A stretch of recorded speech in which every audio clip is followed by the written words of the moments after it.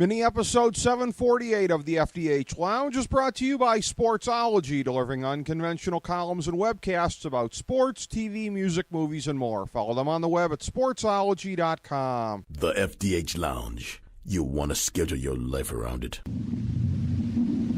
A long time ago, on a gloomy, wet Cleveland spring night, two men stand alone amidst the late-night drizzle.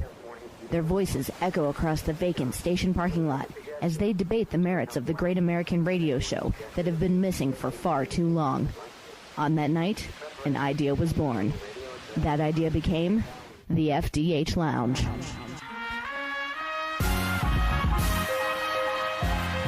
Welcome to the FDH Lounge. This is FDH Managing Partner Rick Morris here with a quick preface to this mini episode. The caveat is Romo's gonna Romo.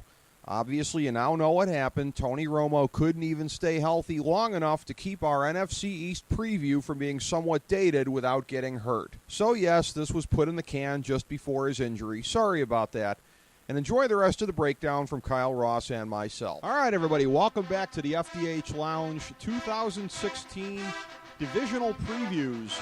We are going through every division in the NFL. We're stopping on the NFC East today. Rick Morris and Kyle Ross, your favorite football talking FDH Lounge dignitaries in all the land, coming at you.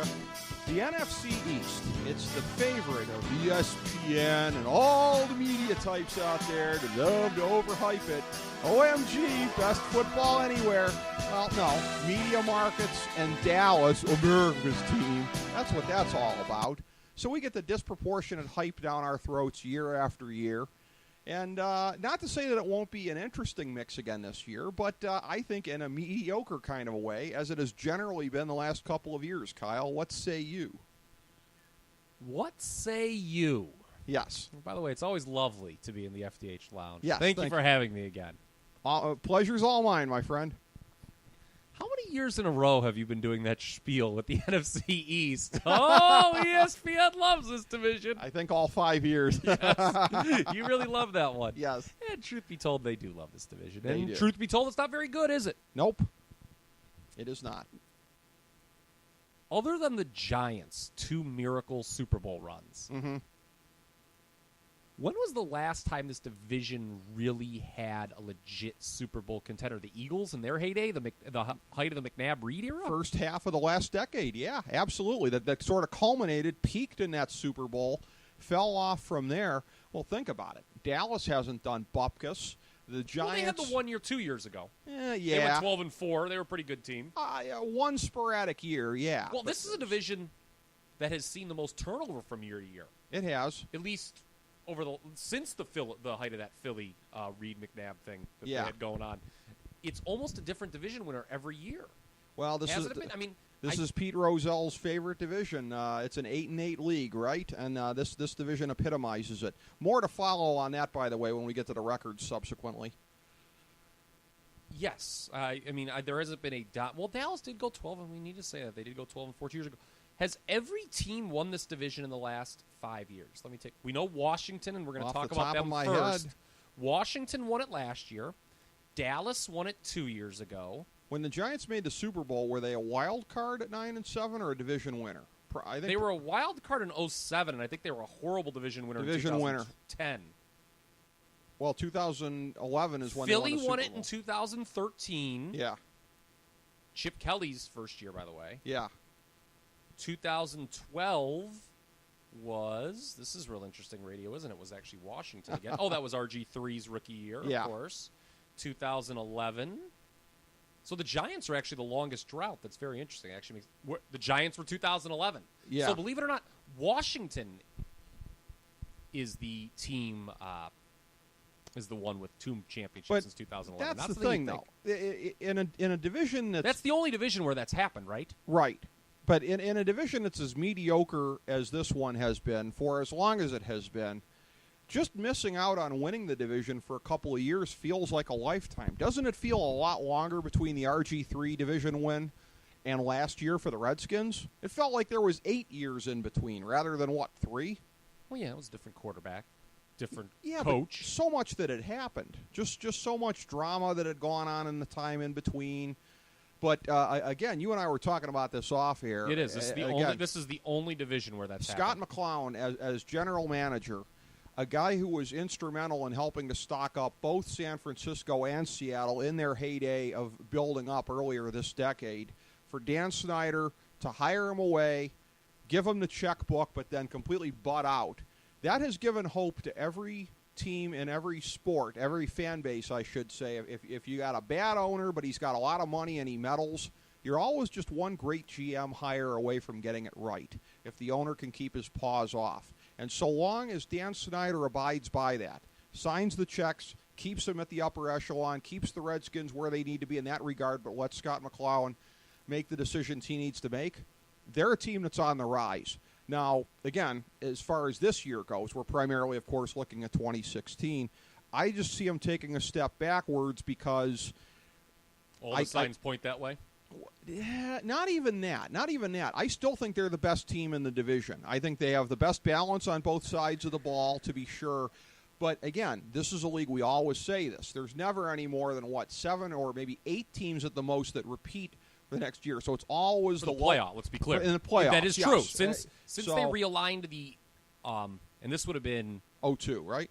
No. This goes back to when they went to the 6-team playoff format in the early 90s. Okay. There has never been a year where in there's been 1990, more. actually. When there's been more than 8 return playoff teams. That's the high. That's the Okay. high watermark. And I think the low is 4. So you start looking at it, and that's how I do it every year. What's the lowest hanging fruit? And it has to be Washington. Yeah, when you look at who's the lower hanging fruit, Washington or Seattle, Washington or New England. You know what I'm talking about here. So it's a thing where if a certain number of teams are not going to make it, you got to put Washington in that bin. I'm going to put them at 8-8, and what I'm going to do, spoiler alert, I have the division winner also being at 8-8. This is kind of a gutless thing that I do from year to year as far as... It is pretty gutless. It is, but basically putting the team I think is the best team at the same record as whoever wins the division, because it always comes down to the grid at the end of the season, the tiebreaker. And the only thing that seems absolutely ironclad in the NFL year after year, it seems like the first tiebreaker is less deserving team makes the playoffs. There will never be a better example of that than Botch Davis's Browns in 2002 making it over Bill Belichick's Patriots. The only time in 4 years they didn't win the Super Bowl, Botch wins the tiebreaker. That's like the poster child for how the NFL handles its business. Washington, the best team, but they will be bested by another team at 8-8, yet to be discussed. I'm not sure if I'm willing to say that Washington's the best team. Okay. I'll say that if you view these teams as stocks, they're the one and you're buying over a multi-year period, they're the one I'd be most willing to buy of the 4 in this division. Yeah. If you're a Redskins fan, the next several years look really good. I don't think you got to remember in the NFL, though, it's a short window. I wouldn't extend it too far. But I'm just projecting on the player personnel acquisitions they're likely to keep making. Those are the things that you can project. Well, if a guy has a good track record, you can expect them to keep having a good track record. Well, let's talk a few reasons why they're likely to regress. Okay. Shall we? Won the division last year at only 9-7. Yeah. Plus 9-point differential. They won their final 4 regular season games to kind of come in through the back door. Remember, it wasn't until really those last 2 weeks or so, people were like, they're going to do this. The Giants fell apart. Right. Dallas was injury-riddled from the start. The Eagles quit on Chip Kelly. So I believe they actually did clinch with a week to spare, but it was one of those things where everyone's like, the Redskins are going to win this division? Right. And what happened during that time? Kirk Cousins got really hot, and he's a big question mark coming into 2016, in my opinion. I do not think he duplicates last year, and you talk about the smart front office, they handled him well. He may not like it. His family may not like it. But they know it's great to keep the price of that quarterback, what you're paying the quarterback, down. I think they handled it well. Well, and this is a big year for Cousins because we've seen, yes, it's very important to have above replacement level play at that position. It's required if you're going to go anywhere. But we've seen a lot of teams that sink a lot of foolish money into it as well. Something that makes me feel old to make this thing that I'm pointing out, this observation.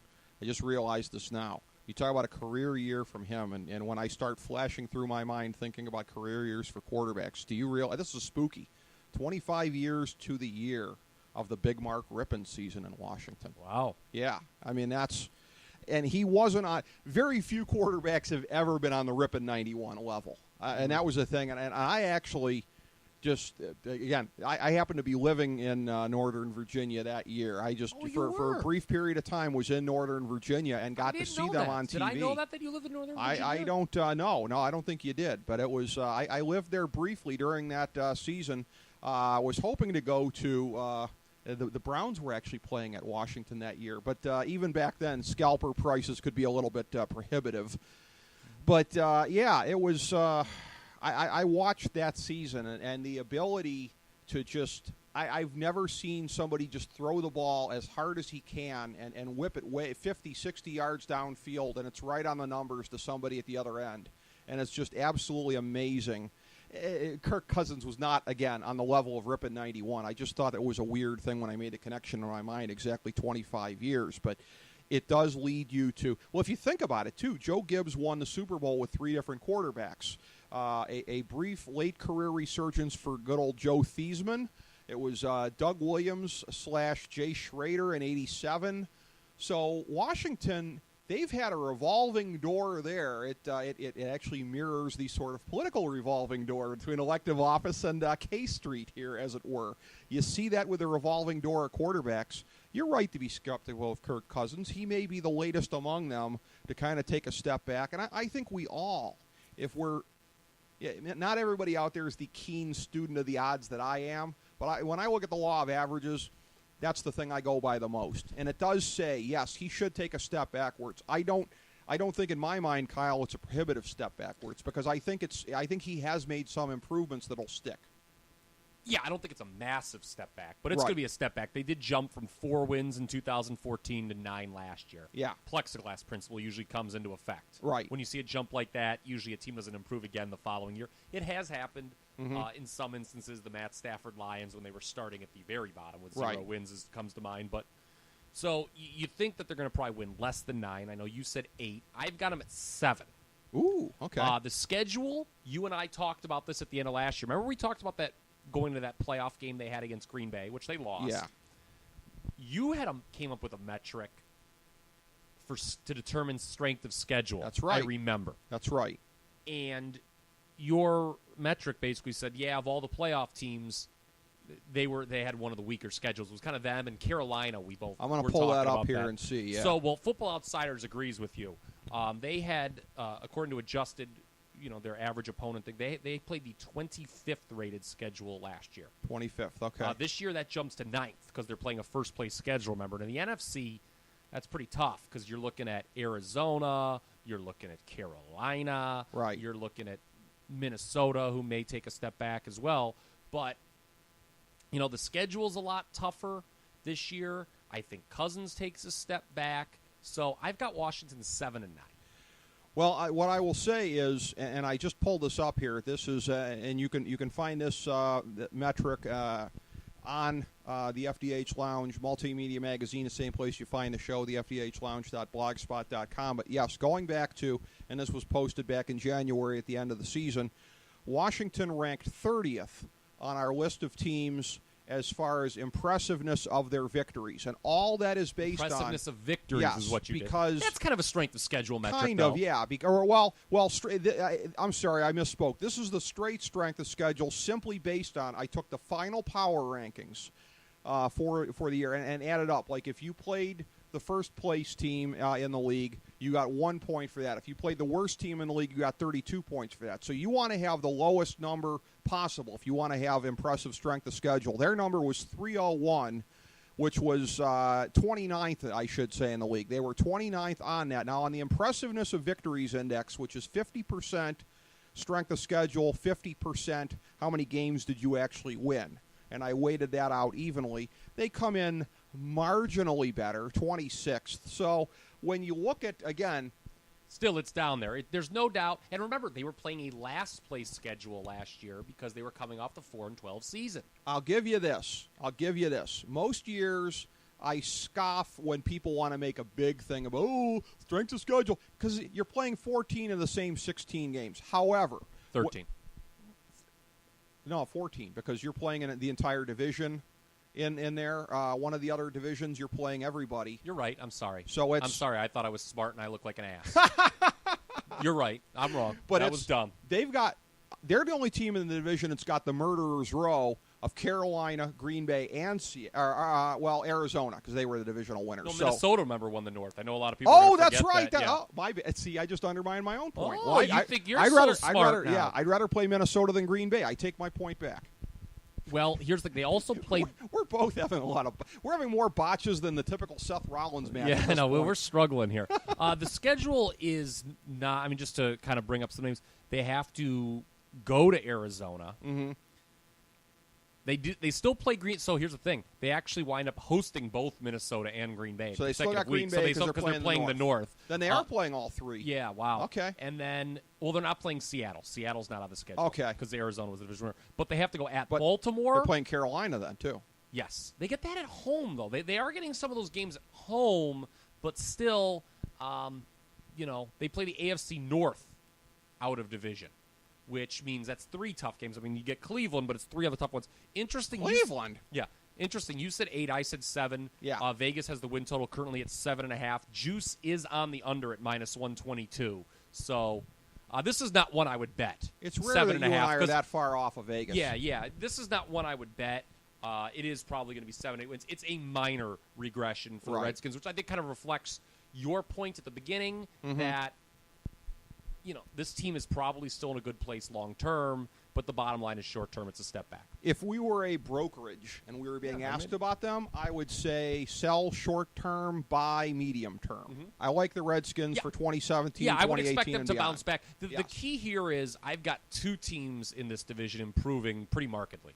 We got one team tanking, and I think that's probably what we want to go to next from what you had indicated. Let's get them out of the way. That would be Philadelphia. You talk about team where it's rare that our win projection is off a lot from Vegas. This is one of my biggest. Okay, coming up here. Well, and I think I may be also too. I have to say, because I'm taking the win totals out of Fantasy Football Draftology 2016. By the way, you can find that on the main page at fantasydrafthelp.com. And for whatever reason, I don't know what I was thinking, because yes, I was in charge of doing the predictions for this year for the NFL. I got them at 7 and 9, and I'm just really I'm wondering. Well? You know what I think it is, because that's probably where they same, finished last year. Yeah, and I was. Here's the thing. I think I made a mistake, but I'm going to stand by my mistake and hope that I was right about it. When I did Pro Football Draftology, when I did the predictions in that back in the spring, the guide that we put out around the time of the NFL draft, I don't think it had hit me yet as much the kind of disastrous offseason that they had. And I look at it now. Even before the Lane Johnson suspension that's coming, and it could be like 10 games, I did not like this team. Yeah, well, and again, go out there to YouTube, by the way, ladies and gentlemen. You will find the sharpest, most biting and incisive commentary you'll find for any single team. Just, I'm not even going to give you the entire name. EDP Eagles. Just run a YouTube search on that. Mr. EDP, with his just outrage about all things Eagles and the things that have been going wrong the last couple of years. And my good friend Joe Stazak, a longtime Philly TV sportscaster and radio talk show host. I've been on his radio show a few times with him. And what does he think? He points out, and this is the kind of stuff I think you look at, Kyle. So you're gonna be impressed by this point that he made. Doug Peterson, who they hired as coach, and I understand there's a specific kind of a thing there in terms of they're looking to get back to the Andy Reid era. He's a guy who absorbed it firsthand, whatever. But no other team kicked the tires on him as a head coach. When you're out there, and you're basically saying we're right and the rest of the world's wrong, because 9 times out of 10, the guys that are the leading candidates out there are the leading candidates for a reason. And they went with a guy that nobody else even cared to talk about. Odds-wise, Joe's right in my estimation. That's not good odds. That's saying Jeffrey Lurie is going to get it right where everybody got it wrong? My issue isn't so much the coach as it is just the roster. Yeah. I mean, who do you want on this team? Well, Chip Kelly destroyed it. Well, yeah, let's be clear with Chip Kelly. I don't think he's a horrible head coach. I don't think he forgot how to coach just because he went to a different level. I think he was a terrible general manager, and he left this roster in shambles. The quarterback situation, I don't like the dynamic at all heading into this year, where Bradford is in a, how shall we say, unique position. It's almost a position that, here in Cleveland, that Derek Anderson was in. Yeah, with Brady Quinn. Where they almost don't want Bradford to succeed because they don't want to pay him. They've already got the heir apparent signed who's, being redshirted essentially his rookie year, Carson Wentz. Even worse for Bradford is they brought in as a backup, I'm drawing a blank now on him, from Kansas City. Case Keenum. No, it wasn't Case Keenum. It was Chase Daniel. Chase Daniel. I knew I'd get it with one of these guys. Yes. My next guess was Len Dawson. And I think, very good. I think, going back to the coach, Peterson, he may have a quick trigger finger to put his guy Daniel in. Remember, there were times last year I was actually calling for Chase Daniel to start over Alex Smith. He might. Oops. Well, but I just think that this roster's in shambles.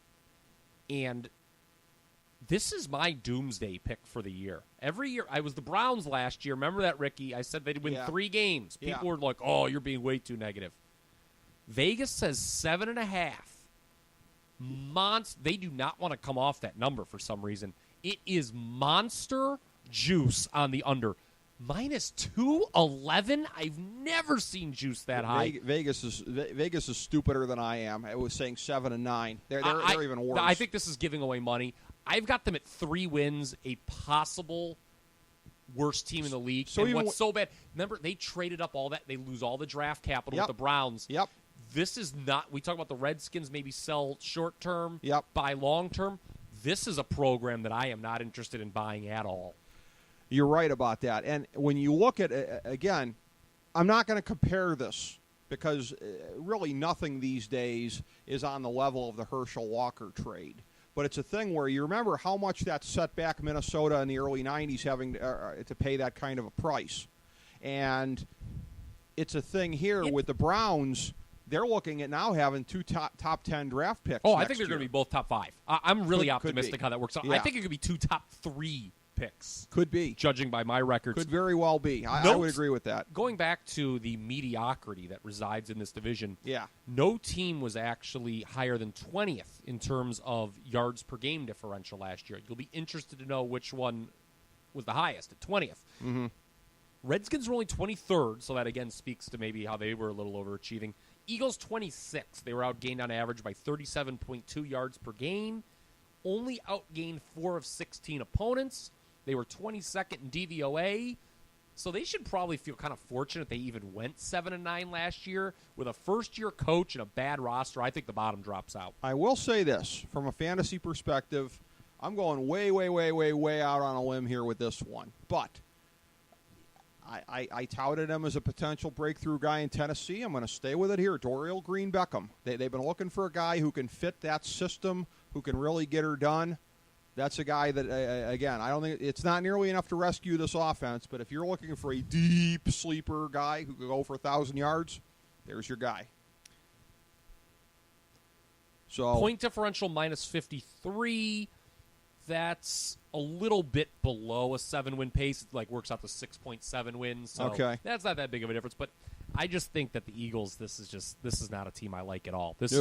I feel I'm colder on them than anybody. So neither of us does. One of the things that is you hate your just because you're a strict it. constructionalist guy, you refuse to change your pick. Yes, and I was watching a little bit of stuff earlier back from the '87 Bork hearings, and so I'm gonna stay with that out of deference to the late great Robert Bork. It's funny, I didn't actually get a chance to talk about a macro NFC discussion at the top of this because you started railing against ESPN in 2.5 seconds. Okay.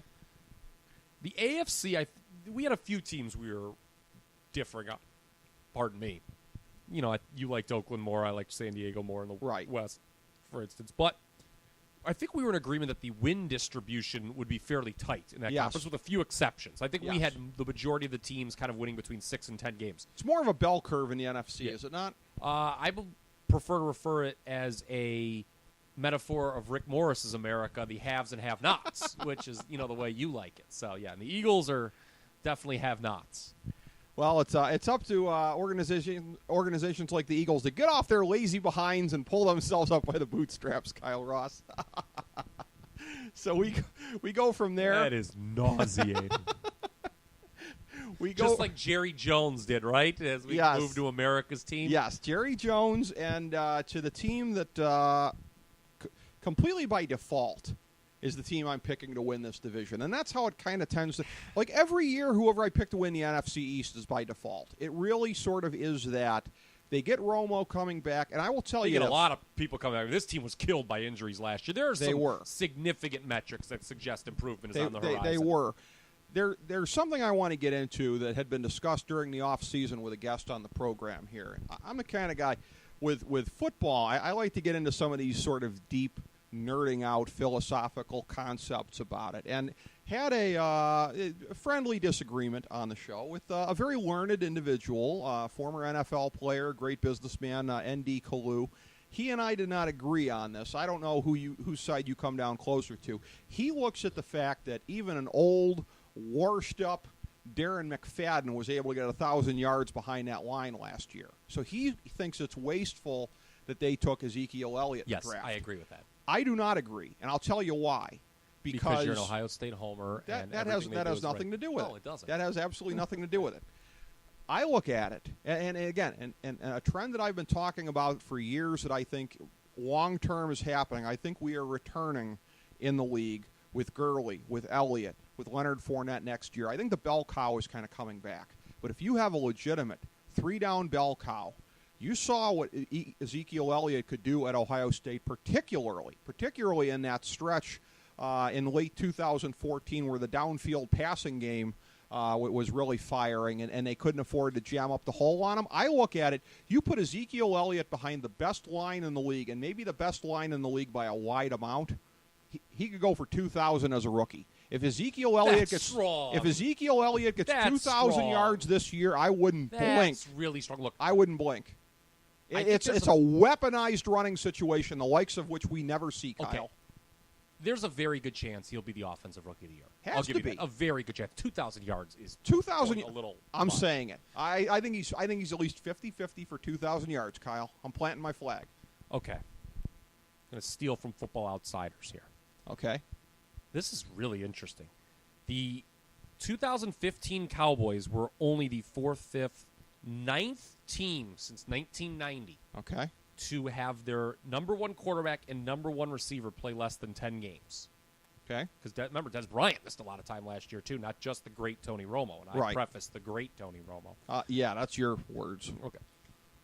Though previous 7 teams to do it, because Baltimore also did it last year. Baltimore missed Joe Flacco and Steve Smith. So there's only been 7 previous examples of having those previous 7 teams have improved their win total by an average of 2.6 over the next year. So there's a obviously getting Tony Romo and Des Bryant back, they're going to win more in 4 games. They also dropped from 12 wins in 2014 to 4 last year. Right. So that's another indicator that a bounce back's up. They were 2-6 in close games last year. That's games decided by 8 points less.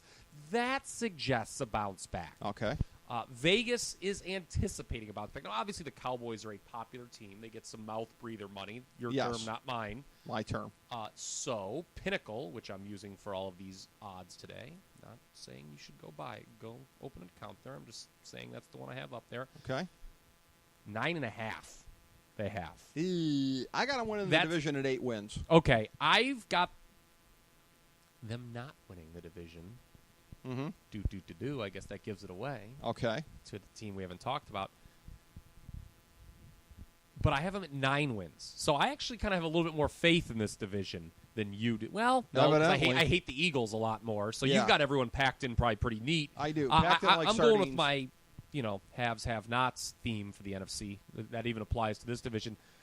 Heavy juice, not heavy juice, but moderate juice on the under 9.5, minus 144. So I like that pick of 9. I wouldn't recommend betting it with just the half-game difference. Okay. But, their Pythagorean wins was 5.2 last year. They only won 4 games. If there's, 16 games, small sample size. If you have in the NFL, if you have a difference of more than 1 with actual Pythagorean wins. Or the diff, as they call it on the scoreboard at the Q.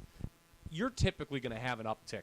the following year. So all the metrics suggest Dallas wins more games. I don't think there's a single person who thinks Dallas is going to go 4-12 again this year. So, yeah, big improvement, 9-7. I've got them as a wild card. A wild card. Okay, well, by process. Another thing, too, is their defense, which I thought was a little bit better than this, but DVOA, Football Outsider stat, only had them at 31st.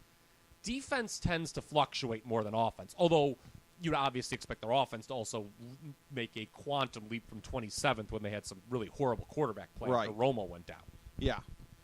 So that leaves the team we haven't talked about in this division here, the New York Giants. I got them at 8-8 also in that glut with Washington and Dallas. I don't have the Giants making the playoffs. You have them at what? Again? I have them at 8-8. So you have 3 teams at 8-8? I have 3 teams at 8-8. I told you it was kind of gutless. And 1 at 7-9. Oh, one at 7. Yeah, and Philly I should have below 7-9, but I don't, and I'm gonna stay with it. I've second guessed myself on that, but I'll stay with it. And again, for whatever reason, Vegas thinks I'm pretty close on that, which is incomprehensible because a lot of times I'm looking at Vegas going, "What are you thinking?" But they actually think I'm. They've got nice hotels.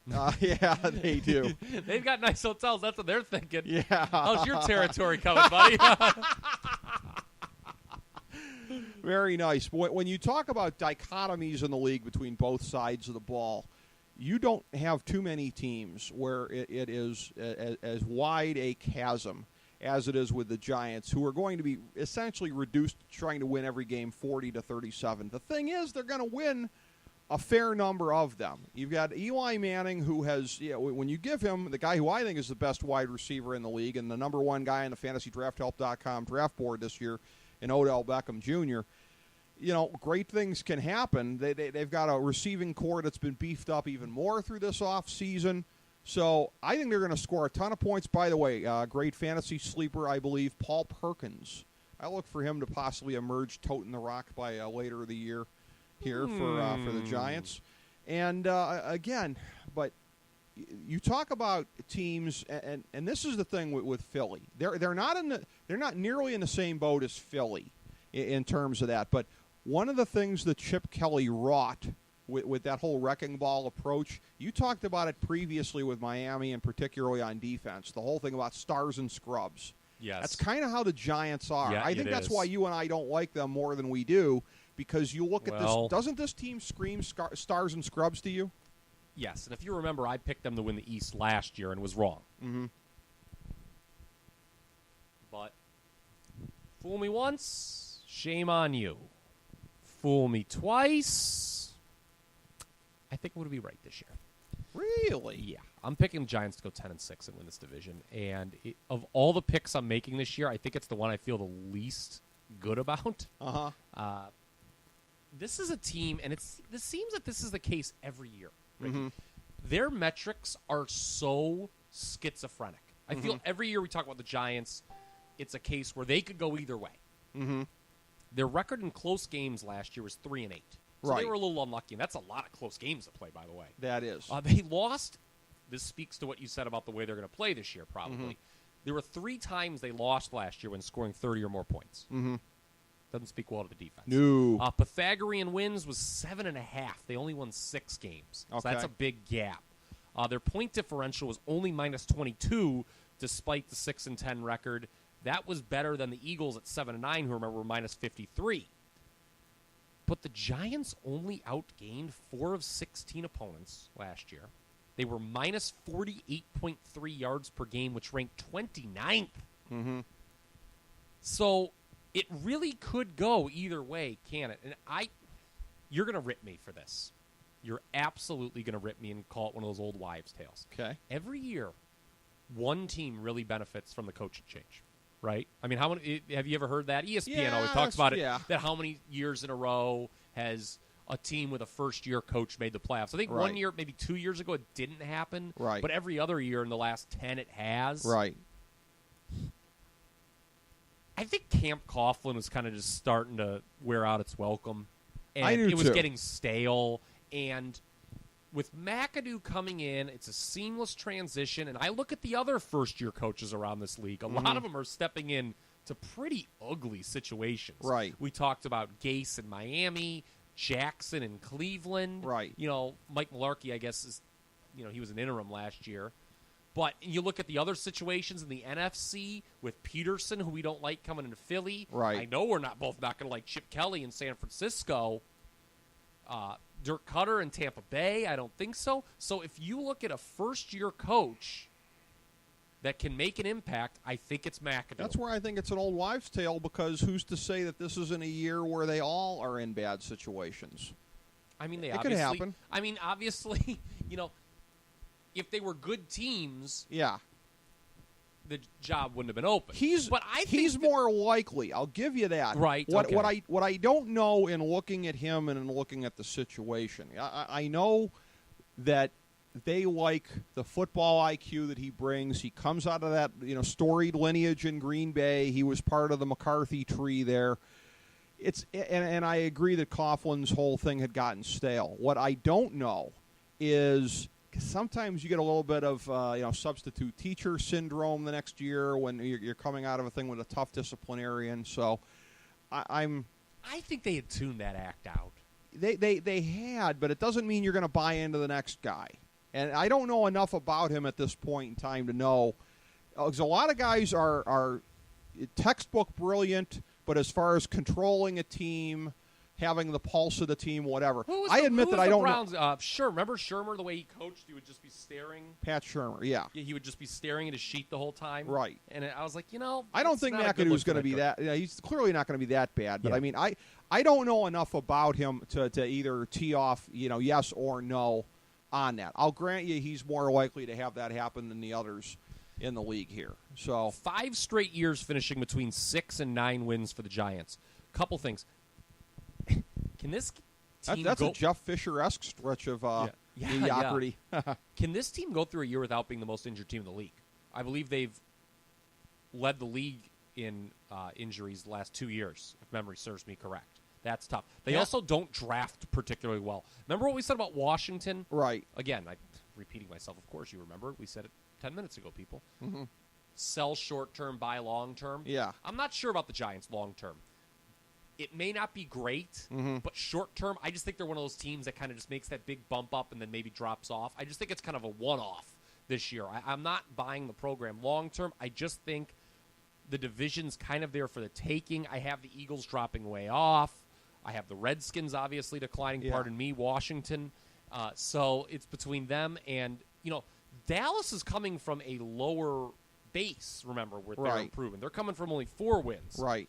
So I'm trying to remember with the Giants. I think it was the first of their 2 Super Bowl wins in the last decade. It was Jerry Reese's first season as general manager, and they had a draft where all 7 guys, as a matter of fact, because Ahmad Bradshaw, I think, was one of them, and he's been in the league more than 4 or 5 years. So they had a first-year draft that was just absolutely amazing. All 7 guys played roles on that Super Bowl team, and you look at it, and it's just like, it's hard to draw any other conclusion other than he is the Ray Rhodes of general managers, because he has not followed up that first act. Their drafting has been Pepto-Abysmal. Football Outsiders rates them worst in drafting the last 5 seasons. Yeah, part of it is, too. I mean... and that's with Odell Beckham, remember. Oh, speaking of receivers, here's a name. Sterling Shepard. Right. I watch a lot of college football, and I watched a lot of Oklahoma games. I think he could make an impact with the Giants. He was the best player on the field in some of those games, and he was a guy who didn't get a lot of talk coming into the draft at all. I don't know if it was a case of just size or speed, but playing opposite Odell Beckham, I think he does have a chance to make an impact. The Giants, I agree with you totally. It's going to be a lot of they're going to be a fun team to watch. Yes, they are. It's going to be a lot of scoring. Remember, they lost that game to the Saints, 52-49 or whatever. There could be another one like that. Yeah, there could be. And I just think they'll win more than they lose, unlike last year where they kind of lost all those games. Could very well be.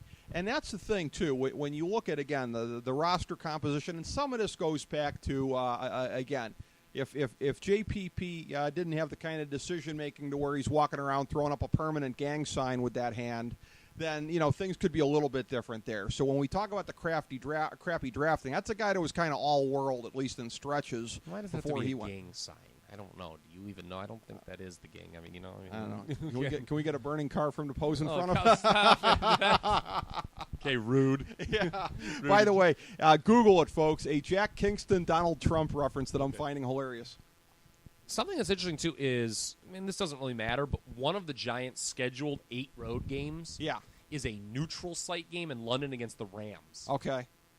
So, maybe a little help with the schedule there. Little help. Could be, but that's... But again, I got them at the same record as Dallas, so clearly I don't find it ludicrous that they're going to win the division. I just don't see it being the case. It's just, again, my theme as we go through the other divisions is actually going to be much more extreme with typically 2 teams being good and 2 teams not so much. There's one division where that may not be the case. But, because I have Eagles' worst-case scenario, I have the Cowboys and Giants improving leaps and bounds. So it works out, I think. Okay. I did not do the math to see if my win total comes out to whatever it's, 256 it's supposed to be?